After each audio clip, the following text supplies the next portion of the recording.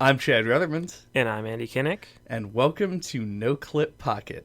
To be this good takes ages.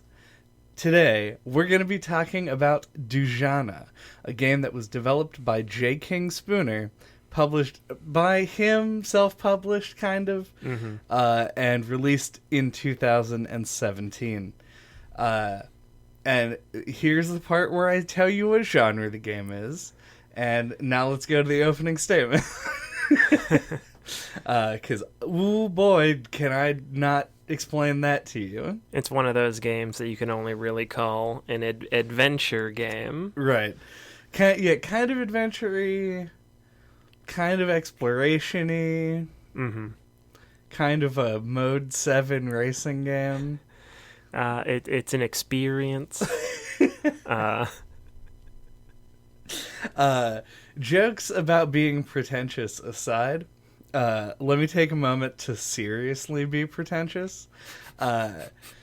Because I want to draw a comparison between this and Kentucky Route Zero.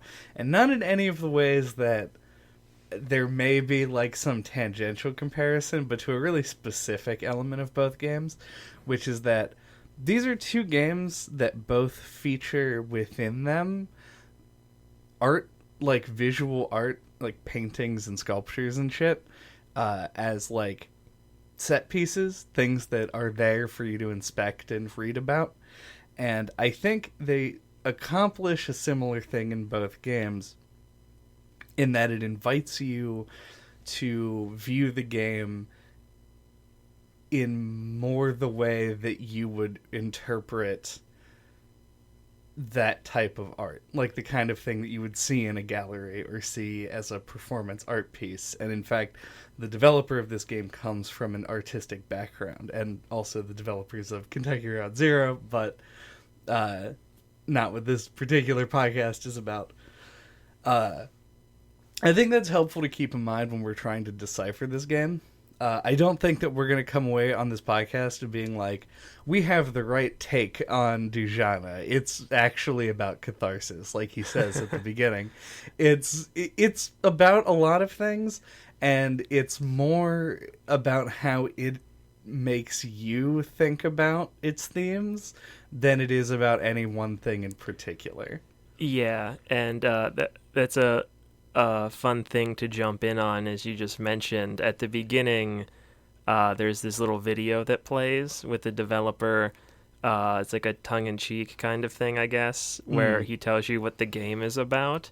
And he says that it's a randomized video, and it actually is. Yeah. There's 5 different videos, and in mine he said that the game was about subverted heroism. Nice. Yeah. Yeah, mine was catharsis, and I know that I've seen other people talk online. There are a few others that you can get, and realistically, like, I think that the terms that he chooses to use in these clips are there for a reason. Like, I don't think that any of them are so far removed from the game that you could call this just a joke. I think that they're there to sort of, like, kickstart your idea of how you want to, like, view, like, you want to look for subtext in the game to explain how the game is about catharsis when you hear that. And the same thing with subverted heroism and any other thing that he could say. But whether or not what you find there is subverted heroism, it doesn't really matter as long as you're looking and finding something. Yeah, I think it directly relates with what you were just saying, where like it gets you to ask the question, well, what is this game actually about? Even if you don't take it seriously, like what he says, and it gets you thinking about what the game means right from the very beginning. Right. So what does the game mean, Andy? I don't know. Yeah, no. I know. I think the strongest running thing that stood out to me is just like the acceptance of death, or our relationship to death, which is a super I know it speaks to me a lot as somebody who's afraid of death. Like more so than the average person, or at least I get that impression anyway. Yeah, I think that's fair. I actually was hoping that you would just go like, and I'd be like, well, let's move on to something else. Subverted heroism is obviously what the game is about, Chad. That is true. That's what the man says. But no, I do want to start somewhere a little bit more distant and then kind of work our way into the themes and stuff. Mm-hmm. I do agree with you for what it's worth. Like, that's definitely one of the major things. And to get to that narrative, you have to go through quite a lot. The first initial thing that everyone will have to be exposed to and come to terms with much earlier than their own mortality is the fact that this game is largely made in claymation, which is crazy. This is the first claymation game I've seen since Clay Fighter 63 and a third on the N64. I know there are a couple of them. I know there's a platformer that's all like done in claymation, but it is pretty rare. And I think what sets this apart from those and other just claymation in general is it's not just claymation. It's like mixed medium. Mm-hmm. Like the backgrounds are often rendered differently and not made of clay. It's like the buildings and the character models are clay, but then you have like the world map that's like a pixel art Super Nintendo world map, and then you have all like the arcade games, etc., etc. There's like a lot of different, and then the whole part with the strawberries, like the parable about the guy with the thorn bushes and stuff, Yeah, is all like found object stuff, like photographs of things. And that's all. It has like a collage feel, like somebody just kind of like, it has a handcrafted kind of crafty project feel to it. Yeah. And it's got this, I found it captivating. Like I just saw images of this and immediately wanted to play it personally. Right. Yeah, no, I don't disagree. I think that the art style or styles gives it a lot of its appeal, like from the outset. You would have to do a lot to get somebody to like get on board with the idea of this game, agnostic of art style, but the visuals and just like the very unusual presentation do a lot to pull you back into that. Mm-hmm. And the game doesn't even start with it necessarily, because the first thing that you get is this like, well, you get a series of strange things. Because the game itself starts with a quite lengthy like screen error page of like it loading the game, and there's like all these flashing lights and like scan lines and VHS errors that are happening before it actually gets into it. A lot of little video artifact effects. Mm-hmm. And then the game throughout is interspersed with occasional live action footage as well, which is unique. Like seeing the movie theater, which is like a claymation movie theater, and then just has like FMV projected into it, literally and figuratively in this case, because it is a theater, was a really unusual, somewhat disturbing like sight. There are lots of little interstitial bits of this game that throw the visuals into a different mode. Your own home in the game is rendered in a different style. It is on top of the claymation like scenery drawn on like hand animation, and then when you're inside, the characters and their models are replaced with hand-drawn versions of themselves. It's a very like whiplash inducing visual style, which is hard to accomplish. Yeah, it somehow like has like a cohesion to it though. Mm-hmm. Yeah, I don't think that I noticed the first time until I came back to the house that it was so like obviously different. Mm-hmm. Like the first time it was just sort of like so much stuff happening at once that it just all came together to feel normal. Yeah. And you can't rule out the idea that it wasn't like that the first time you were there and it just changed. Also a strong possibility. Yeah. But yeah, so what did we do? What did you do in this game? I did not do everything. I know that for a fact. Well, I don't think there's a lot of stuff. Yeah. It's difficult. Did you do everything that's on the checklist? Yeah, I think you have to. Possibly. I was given the instructions to beat the game before I had been to the power plant. Mm-hmm. But I then went to the power plant and came back. I don't know if it would have barred me from finishing the... Yeah, the mountain spider place was the last place I went, so... And that's where you get, like, your instructions on how to, like, get to the end, so...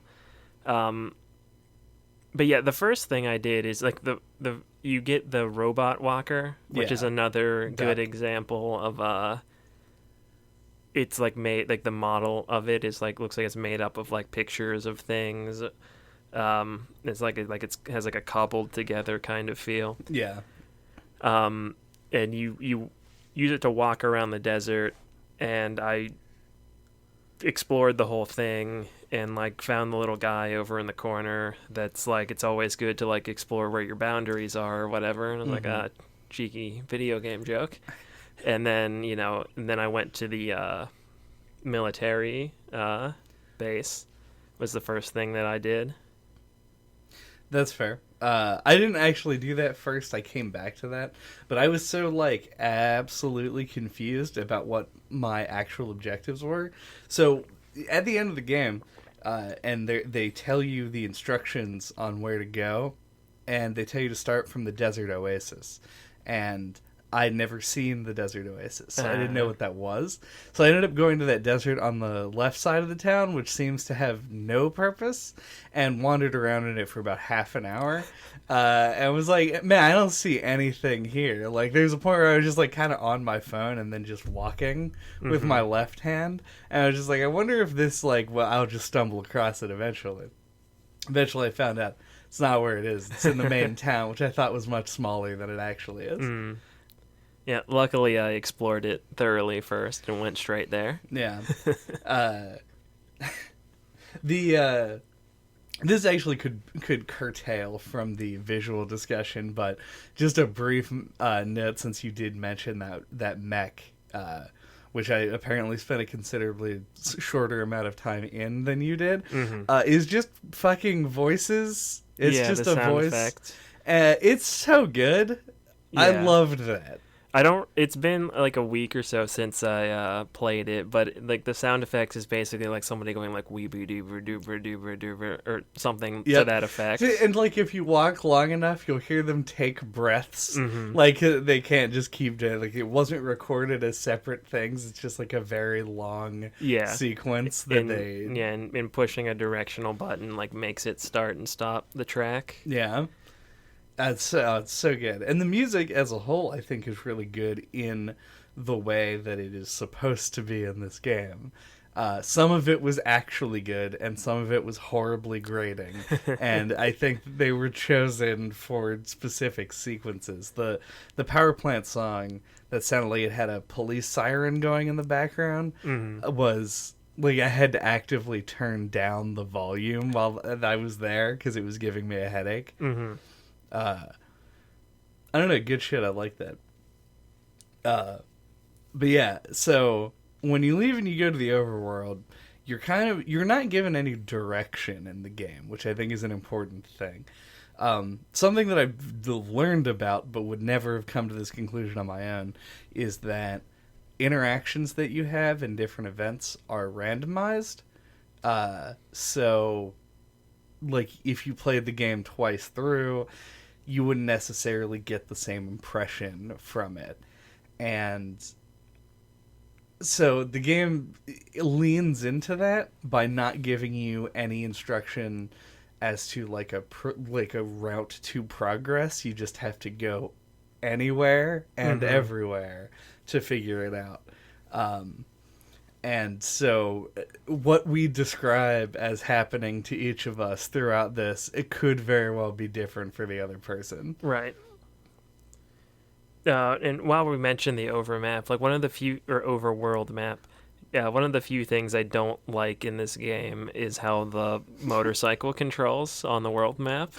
Oh, yeah? Yeah. I thought it was great. Not really. It's fucking horrible. But I have to imagine that was intentional, or maybe I'm giving him too much credit. No, I don't know. It feels like a joke. I don't get it, but it feels like it's at the player's expense. Like, it feels intentional to me. Yeah. But I did not like it.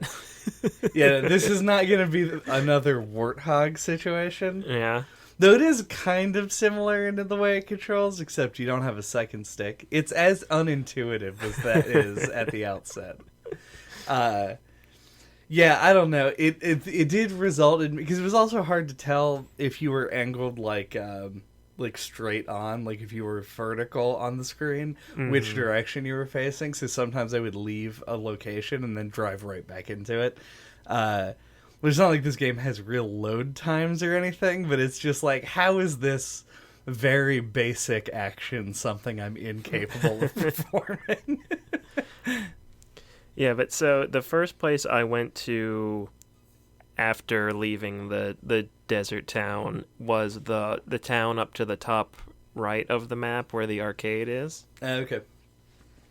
And right off the bat, like one of the first couple of houses I went into there's a school teacher who talks, it gives a really long speech. Yeah. She talks about Shakespeare and about like finding entertainment in inappropriate places, and I'm like, it's one of the first instances where I'm like, okay, we can make note of like meta commentary here. Right, we got a thesis statement. Yeah, like, and I don't know, that really was what kind of set my expectations for what the game was actually going to be like, because like up until then I was just kind of like, what? Still didn't know really what to expect. And I don't know, that just really stood out to me. And there's also a guy, I think in the arcade, who says, if you talk to him once, he says something, I don't remember what, but then you talk to him again, he says, I want something meaningful from my games. I also don't want to think about it. Which I thought was pretty funny, like a prod at like gamer culture, however you want to say it, like stuff that like people who play lots of games talk about on the internet. Right. How do I want to put this? Like, they think that games should be untouchable by like critics, but then at the same time, if something goes out of their way to transgress, then they will themselves destroy it by being like, this isn't what I wanted, though. Yeah. It's just like people who will feel threatened by criticism of a game that they like, and so they say, oh, like, why can't you just have a good time and shut your brain off? Like, games are just supposed to be fun. Why can't you have fun? That sort of thing. It felt like a joke about that sort of thing, which I enjoyed. Yeah. I think that town in particular, whose name I don't remember, though it is actually given. That town felt like one of the most dense parts of the game. Yeah, that one it has an art gallery, it has 3 different concerts in it. Like, it's got the arcade, which is depending on how you play the game, can be a large chunk of your playtime. Mm-hmm. And then, and the theater as well, which I don't know how long that goes on. I watched that for about 10 minutes? Yeah, I watched it till the footage looped, and then I left. I don't actually think the footage does loop. Then it just coincidentally played a scene that it had played before. Yeah, it has, because I also thought that was happening, and then like it cut to a slightly different part where it was like a close-up of a guy's back, and I was like, this is not something I've seen yet. And then he like punches a mask over and over again until it starts bleeding. But the whole thing is like it's an essay about love and does steak love salad and all that. And yeah, that's where like sort of these it starts to be like, here's the themes and the tone, and or at least that's where it was for me. In that town, I felt like it was where it was trying to forward the more abstract ideas that were behind the game. The first town that I went to was the one with the line of people waiting to go see the scrambled eggs. Yeah. And going through that town, and there was like a room with a bed, and that was all it was in it. And then another one that you go in and come out of, and when you come out of it, it just plays this like lecture about consciousness. Yep. Then there's another house with buttons that just make noises, which I did go back to later. Right. But at the time, for me, it was a house that just made noises. And then I was like, we did it. We found another game that gives me the same feeling as what Harvester did, which was, it feels like this town is just full of weird people with idiosyncrasies, and you go through and you explore them and you do what the game tells you to do. I was wrong. I was extremely wrong about that, as it turns out. But that was the impression I got from that first town. And it wasn't until I got to the larger city that it really started to take shape in my mind. Mm-hmm.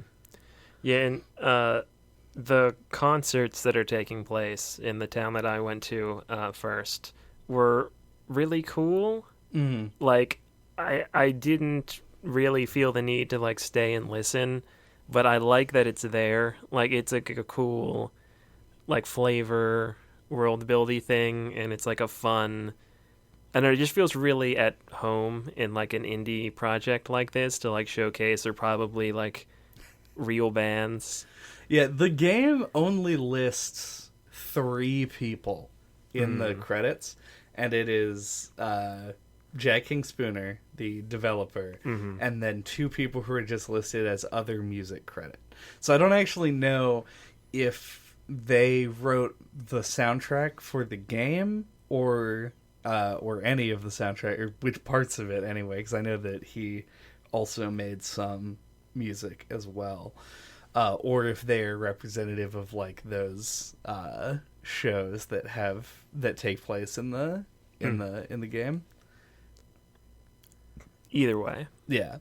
But no, it is neat, and it is something that we've seen before in indie games, where it'll just be like a music showcase area, oftentimes for the composer of the game, but like, it is cool that it exists, and I like what it added to the pseudo-realism of the world. Yeah, and I like, it almost kind of makes me think of Twin Peaks with the, what's it called? The double R? No, the double R is the diner. Oh, yeah, that's right. The Roadhouse. The Roadhouse, there you go. Yeah, but just like how Twin Peaks would just showcase bands. Yeah. At the end of every episode of season 3. Yeah. And inexplicably an entire Nine Inch Nails song in the middle of one episode. Yeah. I think... So, I want to talk about the fact that this game is a uncomprehensibly set world. It, like, has its roots in the real world. The game is set in, like, a fictional, non-existent Middle Eastern country. And presumably the time has got to be close to the present day. The only, like, estimate that I have as to when the game actually takes place is that in the power plant, I think is the location. There's somebody who talks about, like, robots gaining consciousness during the 2020s. So it's got to be, like, a near future kind of thing. But there are parts of the game that are just, like... There are parts that are very obviously real-world based, and then others that are obviously, like, science fiction-y, magical realism. Yeah, the stuff that involves the military tends to be the more realistic stuff. Yeah. Which, I assume this is the same for you, but there was a room that just had Trump's entire inauguration speech that just scrolled by on a teleprompter. I didn't notice that, but... Okay. That's, in one of the buildings in the military base, there's like a podium. See, I went in there and nothing happened. Yeah, if you interact with the podium from the back of it. Right, I thought I tried that, but maybe I didn't. Or maybe I did, and it just didn't do anything for me. Also possible. All possibilities. Yeah. And then as you speak, for some reason, a smaller version of yourself appears next to you. also at the podium. I don't know why. But it was weird. But it's like explicitly a real world thing. Like it is verbatim, word for word, the entirety of his inauguration speech. Yeah, and there's that lecture on consciousness, which is like a real thing as well. Right. Which, what is the name of that game? I think it's Everything is the name of the game that comes, like, you control shit, like, things, like everything. You don't say. Yeah. And it's just like you move around and form groups of things, and then you can do it at, like, the molecular level or, like, the planetary level. It's a weird game. It's kind of cool. It's called Katamari? It's not called Katamari, though it is Katamari adjacent. Spore. Yeah. But in that game, there's just like a lecture from a guy in it as well. I don't remember what the significance of that is. Mm-hmm. But this seems like such a strange thing to occur more than once ever. So I'm just amazed by the fact that I can even name 2 examples of it. I don't know. I feel like working on a project that takes like a long time, like a game would, like multiple years, like in working on it for like long hours, like you have like, that's just kind of how your mind works. You get into a groove and it's like stream of consciousness. And the idea of including a lecture almost kind of makes some kind of weird sense to me. Yeah. I don't know. I don't think that lecture about consciousness really added a whole lot as far as, like, my interpretation goes. Right. It has this interesting question in it, which is, like, do you or do you not think that animals are conscious? And where do you draw the line if you do draw the line? Like, is everything conscious? Or, like, dogs and cats conscious, but, like, a bacteria is not conscious? And I was like, oh, okay, so maybe this is like what we're... No, it isn't. It doesn't seem to come up at all in the game. Yeah, unless there's just like a deeper theme to that I'm not like realizing. I mean, in my mind, that kind of relates to the idea of death. You know, like life being consciousness. Right. You know, but I mean, it's loose. You know, yeah. It's not like specifically related to anything else. Yeah, and I mean, I can also see it like the fact that the robots in the game are sentient beings, like to at least some extent. They've had a consciousness put into them, and it behaves weirdly when that does happen. Yeah, and then the whole spiel by... First of all, I think every voice in the game, with the exception of some like musical... like vocals and stuff, are just done by the game's developer. You can tell in a lot of places, but yeah, but the whole speech that's given by the guy who owns the power plant also sort of has like some subtext regarding like actual consciousness. Yeah, that was probably the most impactful or my favorite part of the game. Was that underground factory, aka the power plant. I don't know, I just didn't expect to find that there. Yeah. It's like a more mild version of like playing Earthbound and discovering like the weird undertones. But it's not as surprising here. Yeah. But like it still caught me off guard, like to find that.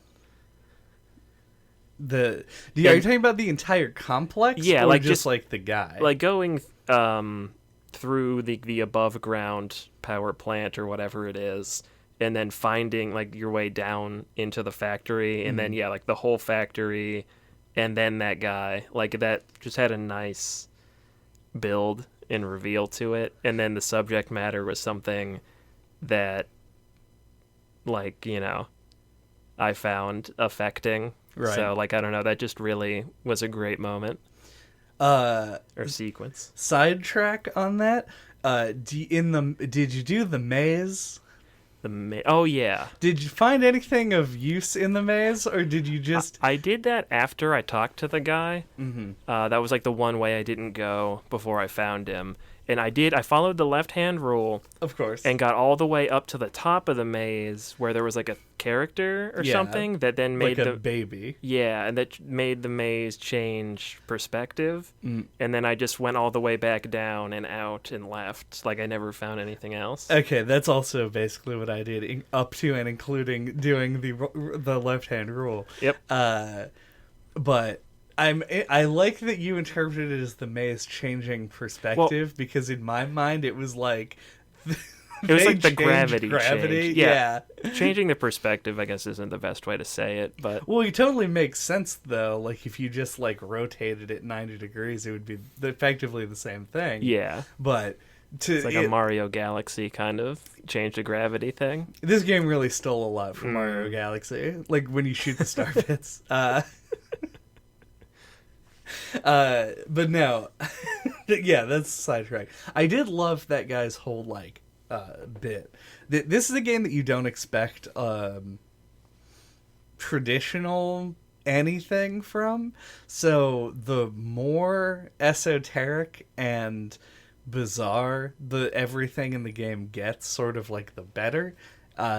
There are games where this wouldn't work, and obviously this game is designed to make it work. Mm-hmm. But the speech that the guy gives is so committed. Like, it's very... It's believable. Yeah, like the way that he describes everything, it's like, this is an actual, like, philosophy that somebody likely does follow. Not saying specifically that the developer does, because it's a character in a game, but, like, it's presented in a way that is, like, it's weird as fuck, for sure. But it's also, like, interesting and gives you sort of, like, a context for what this character is, like, all about. And that is where it does play into Dujanah's story, because in the broadest context of the game, your husband and child have gone missing. They went to go bury a hamster in the desert, and then never returned. And so having you come across someone who is just talking about death and the acceptance of death, and specifically forgetting the people who are closest to you, is something that is like really... It's like you thinking as Dujanah, which this is a weird like 3-part separation that you have to make here. Mm-hmm. You have to wonder, like, in your experience of the story, are you thinking that Dujanah is taking this as her own thing? Like, it's described in some of the art gallery sequences where she talks about, like, she never felt like she could relate to a piece of art, or she didn't like a piece of art unless it reflected something that she had lived through. Mm-hmm. So obviously she, like, internalizes everything. There's a sequence, and once again, I don't know if these are the same for you, where they talk about a fight that she had with her husband, where they went to an installation art piece, and they put grocery lists up, and she suggested that it would be nice if they could add their own grocery lists. And he says she doesn't get it. Yeah. So the interpretation that I have there is that, like, Dujanah's own interpretation is very internal. It's something that comes from within. And so, like, the idea of, like, being told this by this guy who's, like, who is dead, effectively, like, dead and dying. On the threshold of death. Yeah, which forever we just talked about. Yeah. With Ghost Trick. Weirdly, so there's a connection I didn't expect to make. But being told this by this person, like, is she thinking, like, I have to let my husband and child go because they are dead and gone, or is she thinking they have already forgotten her? Like, these are, like, the themes that the game sort of plays around with and comes to a culmination. So, all of that to say, I agree. I liked that part. Yeah. And my two other favorite sequences are the one with the button room that you mentioned earlier. Yeah. You meet this, like, gang. The three sisters. Yeah, the three sisters in a laundromat in the town that I went to first. Then you go to the town that Chad went to first, Chadtown. And there's a room they tell you a sequence of colors. Chadtown, the town with buttons. Yes, they tell you a sequence of colors, and then once you get to Chadtown, there's the house with the buttons, and then you push those buttons in that sequence, and then it takes you to the military base. Right. And it lets you live out this, like, power fantasy of, like, killing all the soldiers that like occupy the area near your town that you live in, and have caused you like a lot of hardship, I guess. And then after it ends, like it's set to a really cool song. The song is dope. And like you just hit I think it's the space bar or whatever, the interact button, and Dujanah just teleports around, and there's like, I think I have the Photoshop brush set that he used To put the blood for the blood splatters. Yeah. But they go across the screen and kills you kill all the soldiers, and you get to the guy in charge, whoever that would be, the general. Yeah. And then after that, it cuts back, and then they're like, yeah, but that is just a fantasy or whatever, and it didn't actually happen. But it's a really, once again, I think this is the kind of game where you never know what you're going to find. It's like a box of chocolates. Again. Referencing ourselves even more. Mm-hmm. But you really don't know like what you're going to find. And that diminishes a little as it goes along, but it does keep throwing sequences like this in to keep you on your toes, and they like are really effective, even if you don't, or somebody who's not going to like read into the symbolism or the themes as much. They're really just impactful sequences on their own, and I think that's what makes them work so well. Yeah. There are a couple of instances, that one, and at one point, if you go back into your home, you can talk to, I think it's your mom, again, and she says that she's like on a quest for revenge or something, and then that whole sequence that plays out, when it cuts back to the laundromat, they talk about like you can't like what we have to meet there. Violence begets more violence. Yeah, that kind of thing, which I believe is a quote from Macbeth, which is also the play that the school teacher was talking about. Right. But either way, they go through that whole thing, and I never really got a revenge story from this, even though the game explicitly says it a couple times. I think I kind of like what you were getting at with the near-death factory owner man. Mm-hmm. It's kind of, I think, Dujanah doesn't know what happened to her husband and child, and I think the whole time she's aware of the idea that they might be dead. Right. And I think that kind of stuff goes through her head, like as you were saying, like the way she's internalizing the things she's interacting with. Mm-hmm. And I just think that's always a possibility. Like, I agree that you're not on a revenge quest at all. You're just trying to find out what happened. But I get why it's brought up. Right. But it is maybe brought up a weird number of times. Yeah, but it did get that 6th song into the game, so like... Yeah, it's pretty sweet. Yeah, it's whatever.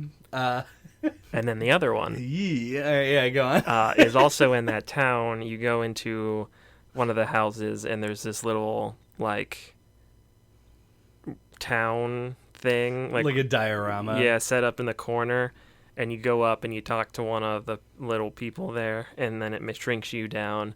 And you go in, and it teleports you to this sequence. I don't have a better word for it, where you can control a different little character. It's like a naked man or whatever. And there's just this narration of this like story, like a parable, as I said earlier. And it's got the more different visual style. More different visuals. Where it's like, it's mostly white with like, and all the art assets look like they're pictures cut out of like a magazine or something like that. And kind of all collaged together, and like you explore through it while listening to the story, and there's like minor interactive bits, like where you have to move the thorns inside and everything. Right. And that's also like one of my favorite sequences of the game. And it's the sequence that crashed my game when I was playing it. It was the sequence that I thought had the highest opportunity to crash my game, because it would lag out severely when it tried to transfer to and from different scenes in it. Also, you can interact with the strawberries to pull them out of the ground very slightly. I didn't even know that. Yeah. It doesn't do anything as far as I can tell. But... Yeah. So when I loaded into it initially, I thought you just had to listen to the story. Like I didn't think it, and that's what ended up crashing it for me.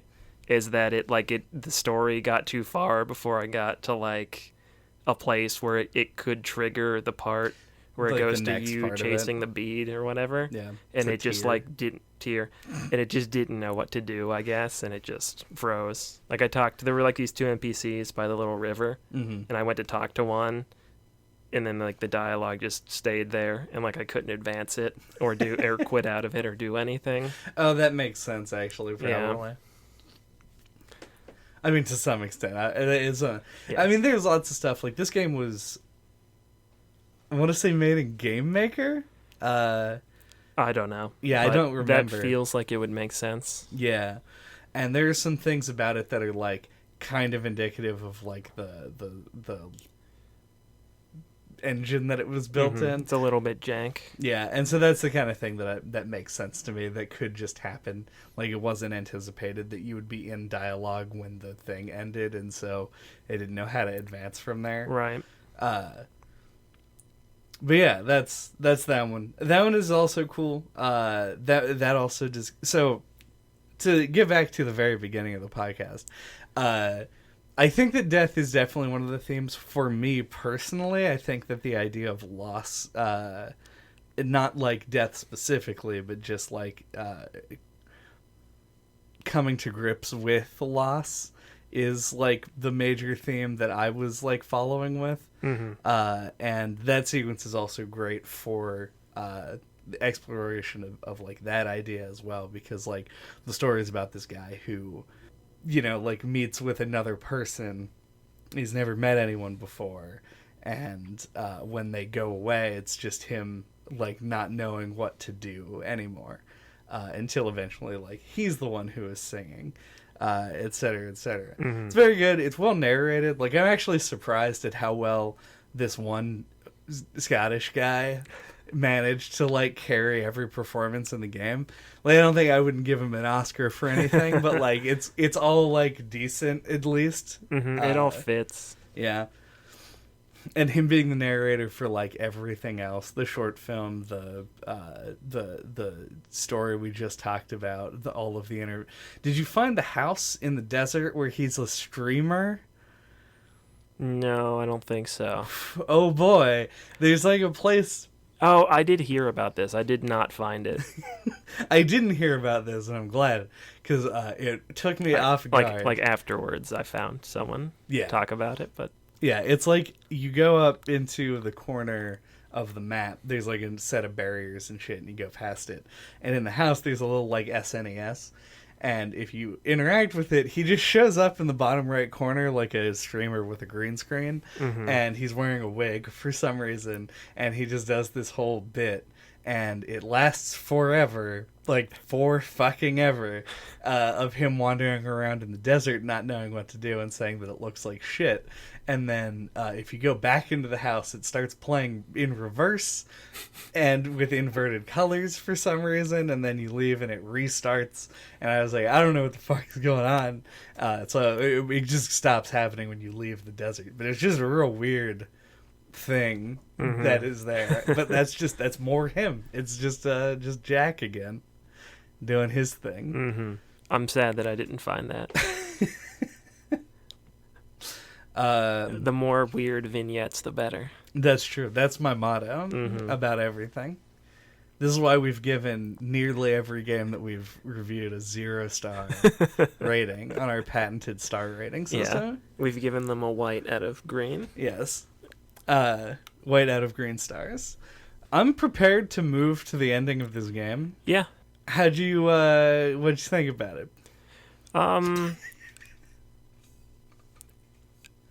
It's kind of hard to sum up. I feel like it's a cliche thing to say, but for me it was really like the journey, not the destination with this game. Yeah. The ending was kind of just what I expected it to be, that you would find them dead, and that is what happens. And I think it's a fitting end. Like, I don't want to criticize it or anything. It's just I didn't find it as impactful, I guess, as maybe I thought it might be. But I'm okay with that. Yeah. I would say the one thing that I want to add to that, because that's, I think, pretty spot on. I don't think the game wants to be about its ending. I think that the really gamey in comparison to the rest of it, and by gamey I do mean Chewy and Stringy. You've been thinking about that one? Sort of. I feel like I want to say it as a joke every time that I use the phrase gamey. Okay, that makes sense about you. This just seems like the game to make the joke in. Mm-hmm. Part where you have to go to the thing, walk to the two trees, walk to the local DoubleTree motel. We talked about on this series a game called Only If, and it did a similar thing, and it just seems like a very indie game kind of thing, where it's just like, let's give the player literal directions to follow to see if they can find a thing. And that's what this is. We talked about a little indie game called The Legend of Zelda fucking Link's Awakening. That's does a this very old game. So. That's true. But yeah, I think it needed to do something to have the player be able to end the game. And this was just the way that was chosen for whatever reason. Mm-hmm. So I don't really hold anything against it for it. I do hold it against Only If because it was done in a stupid way. Yeah. But in this particular instance, I thought it was fine, if a little bit unintuitive and doesn't make a lot of sense. But yeah, it's literally just there so that when you've finished exploring everything, you can get a wrap up. And so I agree with you. I think that the game did the ending exactly pretty much how it had to. I don't know if there's a world where this game holds as much thematic weight where any other situation happens. I wouldn't have done it any other way. Yeah. What do you think, while we're on the subject of the end, of the fact that you had to beat 3 of the arcade games to access the ending? I didn't know that. Really? Yeah, I just apparently... Just did? Okay. I don't know which ones I beat at this point, even. The only one that acknowledged and gave me a token was the racing one. Well, they all do. You probably just didn't notice it when you beat them. Because I did the same thing. I got 2 of them and I only noticed the one from the racing game. Right. And it tells you when you're on the pause screen, which I didn't notice till after I got them all. And I never noticed. But I got 2 of them. I got the one where the guy loves everything. Yeah. And the racing game. And then I went to the Spider Mountain place. And then he was like, you need to bring me 3 arcade tokens. And I was like, oh, fuck. And then I had to go back. And then I beat the Armadillo one. Yeah. Because that was actually fun to play to me. Armadillo, that's it. Both are good jokes. Yeah. Whichever one it might be. And then, so it wasn't a big deal. I just thought that was gamey in a way that the game really wasn't up until that point, requiring you to beat 3 of those. Yeah, if I had known that, I would have called it out, actually. As also being... Because that also feels kind of out of place. The games themselves don't even... the racing one makes sense. I feel like that should be necessary for completion, even though the actual mode 7 racing doesn't do anything for me. Mm-hmm. The fact that it is you are still playing as Dujanah in the game. Yeah, and it's the one that feels the most clear that it wants you to beat it, because you had the little town at the beginning where you talk to the people. They'll give you weird fetch quests. Yeah, and then you go and you do the race, and then when you beat a race, one of them is there, and they're like, only this many more to go. Right. Dujanah, thumbs up. So you feel and the courses are short, so you feel compelled to actually beat it. Right. Yeah, I actually the Metroidvania one felt like it would potentially go on forever. Yeah, I've heard that it is a surprisingly long and fleshed out thing with a final boss and all kinds of shit.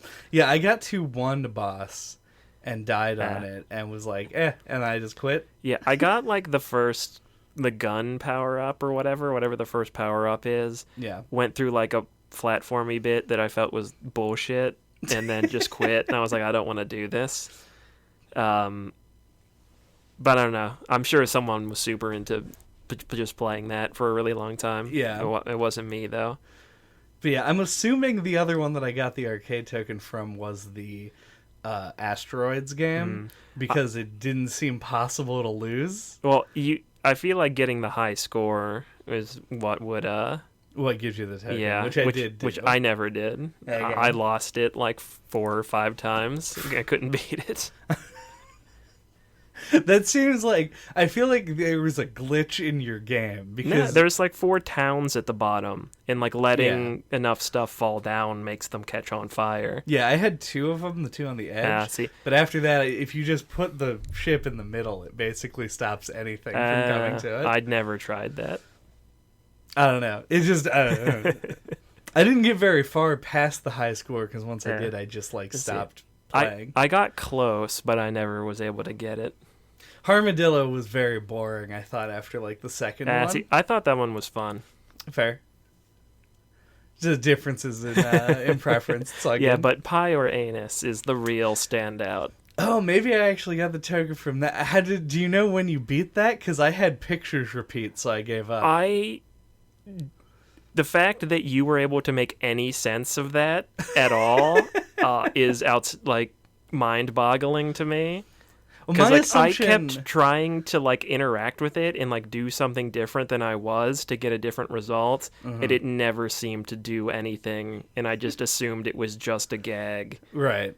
I also assumed it was just a gag, but this is also the me that didn't know that you had to beat any arcade games to finish the game. Yeah, because it was always just pictures of pie. Yeah.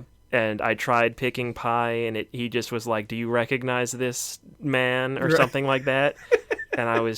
And then I don't know, he just never really did anything. I don't know. Well, yeah, that's what I was curious about, is if you got it to do anything. No. Because it didn't for me, really. Yeah. You made it sound like you understood, what the game expected you to be doing. Well, I assumed the game wanted me to look at the bits of image. Yeah. And then guess if it was a pie or an anus. Right. And I guessed that the game would not show me an anus. Right. So I just chose pie a bunch of times. But one time it was a slice of bread, and I'm like, well, what's that? It didn't seem like it responded to your inputs at all. Sure. I mean, it responded by showing you the picture when you pressed a button on the podium. I don't know. Yeah, I know. There was no feedback though at all. Dujanah is a difficult game to interpret. Pie or anus is even harder. Yes.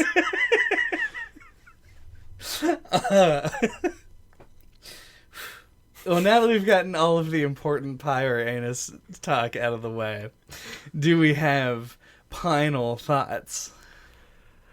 No, I do have anal thoughts. I liked this a lot.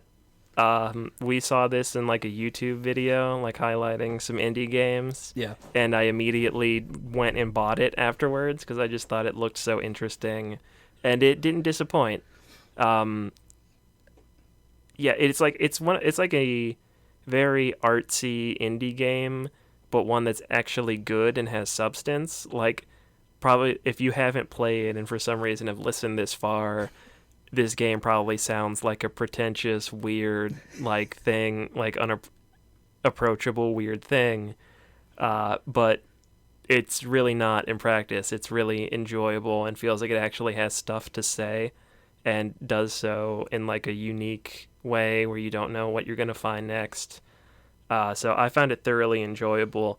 And one thing I didn't mention when we were talking about aesthetics is the aesthetic of it reminds me of weird old kids shows. It can almost give me Pee-wee's Playhouse kind of vibes, or Teletubbies, or even this one's not as weird, but Blue's Clues always had this kind of crafty look to it, and when they'd skidoo as they would go into a diorama, and how everything looked it was made of crafty things that were all put together.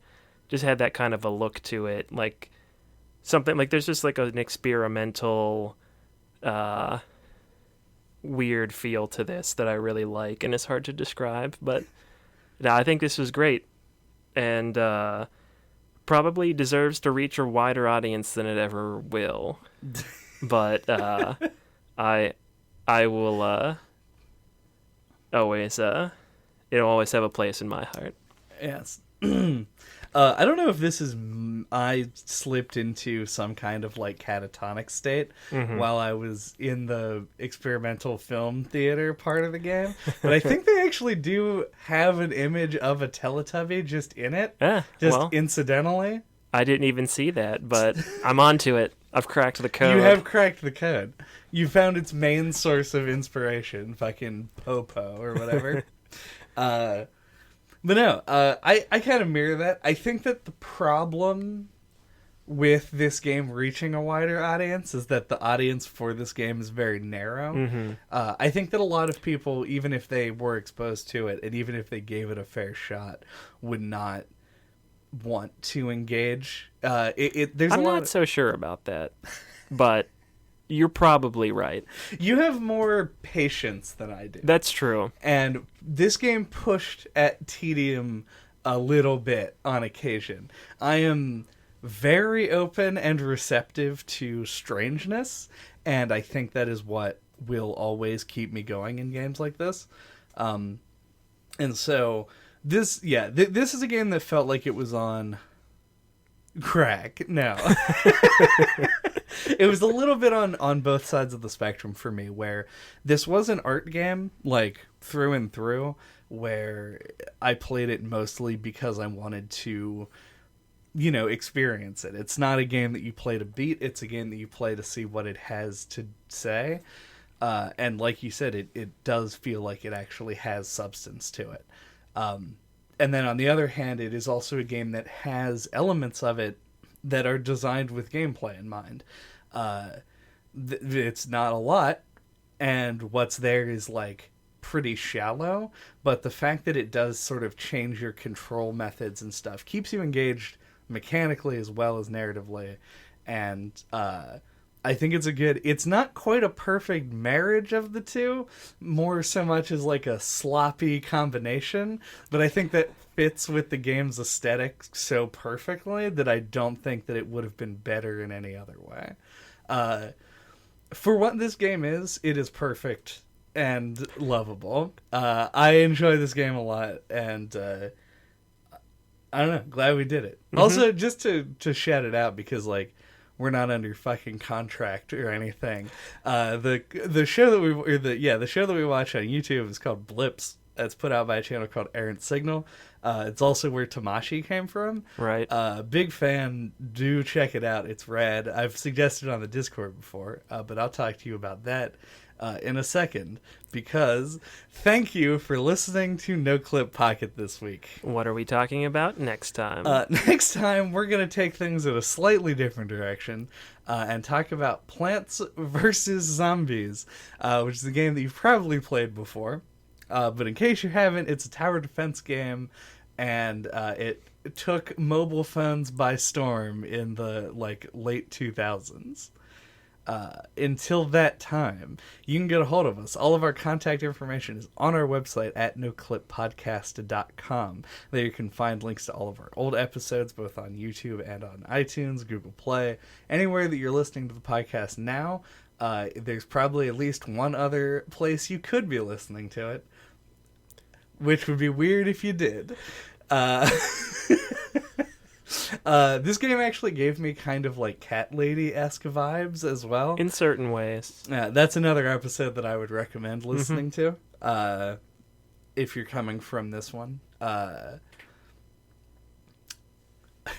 We got a Twitter account, got a Discord. Kind of like lost train of thought severely. Yeah, you also mentioned Harvester, not a bad one, if you want a weird tonal adventure game. For sure. Smash that like button.